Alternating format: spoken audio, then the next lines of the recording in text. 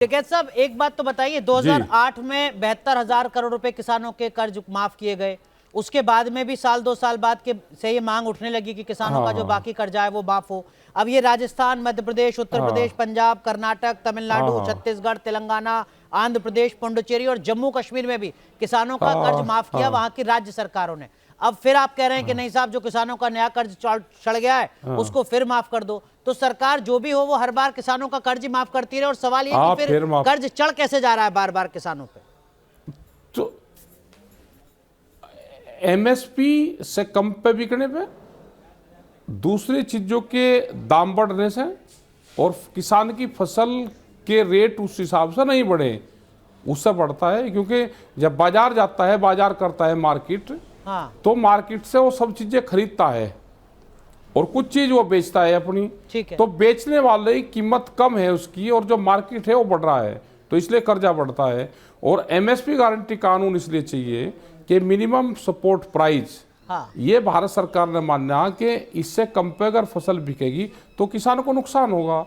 हम यही तो गारंटी कानून मांग रहे हैं कि उसके नीचे पर हमारी फसल ना बिके। एक चीज आप मुझे बिहार में मक्का के किसान को करीब 8,000 करोड़ का। टिकैत साहब, मुझे दुरुस्त कीजिएगा मुझे।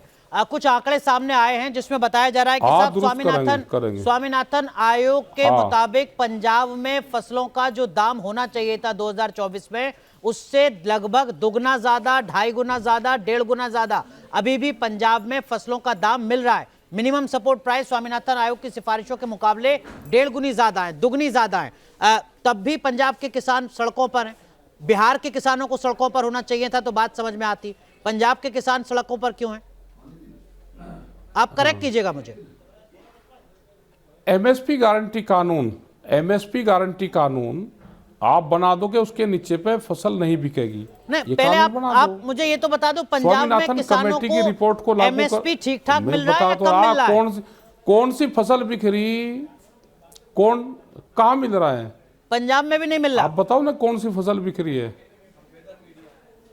ना। अब इन्होंने क्या करा है कि पहले पंजाब और हरियाणा में बाहर का किसान भी अपनी फसल ले जाकर बेच देता था जी।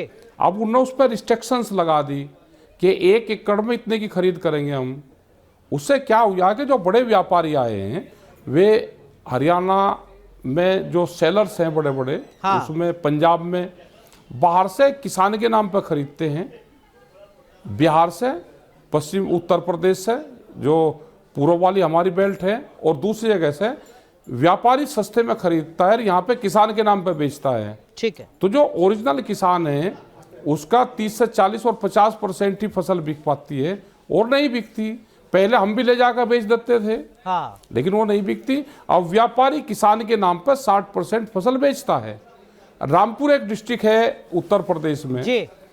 उसमें 11,000 किसानों के नाम फर्जी डॉक्यूमेंट तैयार हुए। एक फोन लिया गया, उस फोन से एक ओटीपी आया, एक नंबर डालकर ओटीपी आया, किसान का रजिस्ट्रेशन हो गया, और 11,000 फर्जी डाटा इकट्ठा करा।